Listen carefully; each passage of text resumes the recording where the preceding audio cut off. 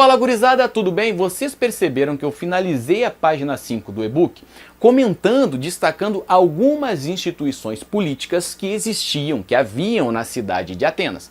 Dentre estas instituições políticas ou órgãos políticos estavam o Areópago e o Arcontado, que são órgãos controlados, monopolizados pela elite ateniense, os eupátridas. Em seguida, eu mencionei o Tribunal dos Eliastas, que a gente vai abordar ou conceituar agora na página 6. No entanto, antes disso, nessa página 6 a gente precisa abordar obrigatoriamente os 4 legisladores ou arcontes atenienses de maior expressão. Vem!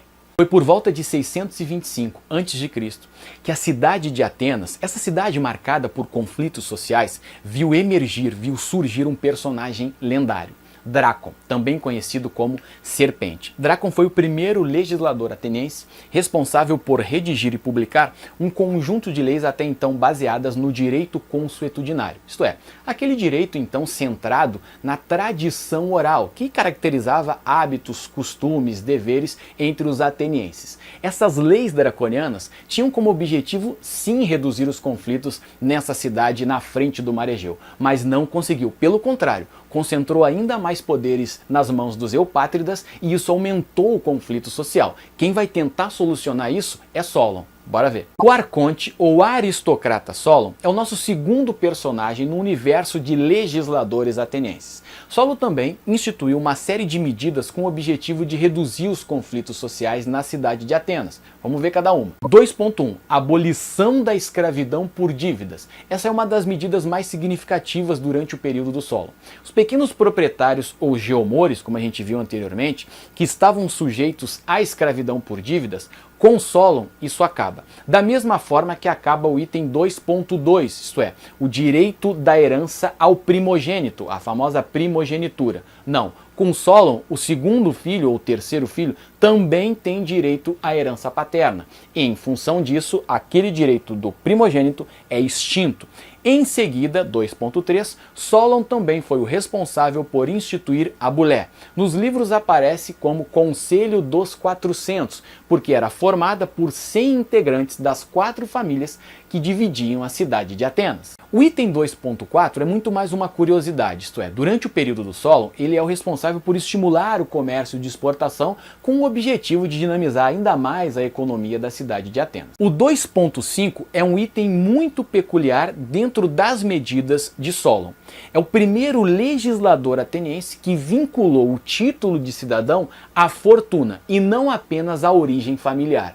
Valeu? Em resumo, a participação dos cidadãos atenienses nas instituições políticas dessa cidade variava de acordo com a renda anual e não apenas em função da sua origem ou vínculo familiar. Antes da gente abordar o terceiro personagem entre os legisladores atenienses, vale a ressalva de uma das consequências da instauração do voto censitário por Solon.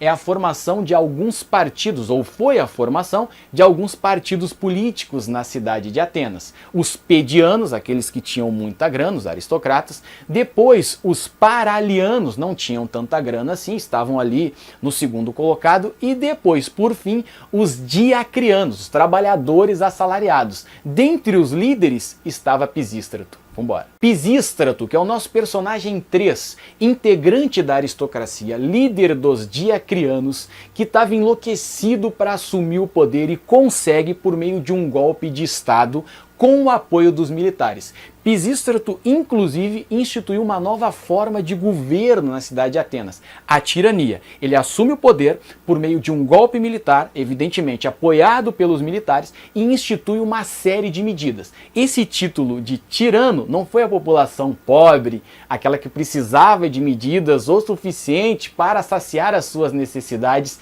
que deu a Pisístrato. Não, foi a elite de Atenas. Eu vou te dizer os motivos. Vem. 3.2. Distribuição das terras da elite eupátrida, da elite ateniense, entre os pequenos agricultores dessa cidade da Ática. Exatamente. Pisístrato, o tirano, foi o responsável por confiscar as terras da elite ateniense e conceder a pequenos agricultores, tá bom? Foi também Pisístrato o responsável por abrir linhas de crédito e conceder empréstimos a pequenos agricultores de Atenas. Um outro fato que a história registra dentro do período da gestão do Pisístrato é a urbanização. Amplia-se a urbanização da cidade de Atenas em função de inúmeras construções, templos, aquedutos, canais de esgoto. Claro, Pisístrato precisava criar postos e conseguiu criar postos de trabalho. É nessa fase também que, por Pisístrato, pela primeira vez na história de Atenas, ocorre a publicação da Ilíada e da Odisseia. Pisístrato governou até a sua morte. Ele havia sido, antes de assumir o poder, 2 vezes expulso da cidade de Atenas, e aí até a sua morte ele governa, e os seus sucessores são seus filhos, o Hiparco e o Hípias. Hiparco foi assassinado. O Hípias não conseguiu dar continuidade à tirania e sucumbiu diante de uma insurreição aristocrática liderada por um dos integrantes de uma das...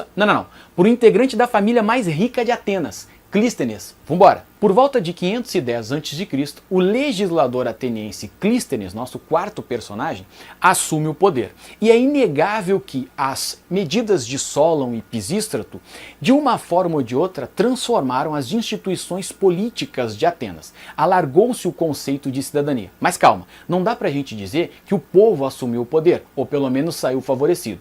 Vamos às medidas de Clístenes. 4.1. Demos/demarca. São 2 termos comuns nos livros didáticos, enfim. Clístenes dividiu o território ateniense em 100 demos, ou pode cair também na prova como circunscrições administrativas, territórios, tá bom? Que estavam sob o controle de um demarca. Este demarca possuía inclusive liberdade política em relação à figura de Clístenes. Alguns livros dizem que daí vem o termo democracia ou ordem do demos e tal, enfim.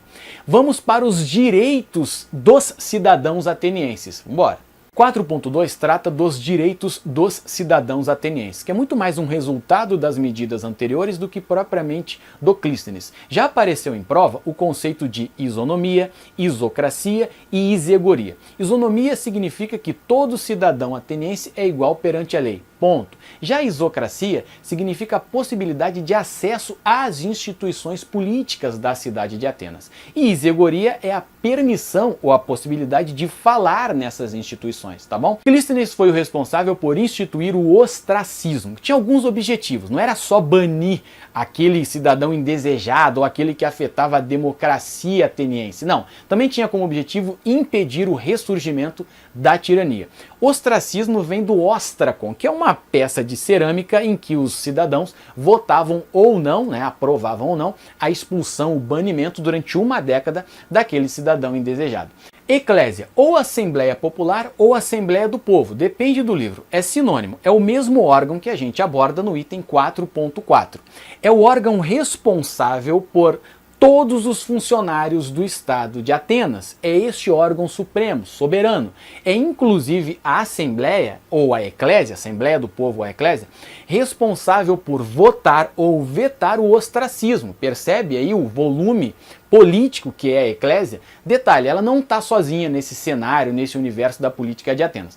Também tinha o Conselho dos 500, ou órgão legislativo, que é o antigo Conselho dos 400 com acréscimo de mais 100 integrantes durante a gestão do Clístenes. E por fim, 4.6, Tribunal dos Eliastas. Pode cair na tua prova como Poder Judiciário, tranquilo? Esse órgão era o responsável por atender os cidadãos que se sentiam injustiçados e aí recorriam ao Tribunal dos Eliastas. Agora é o momento da gente entrar nas guerras. Vem comigo.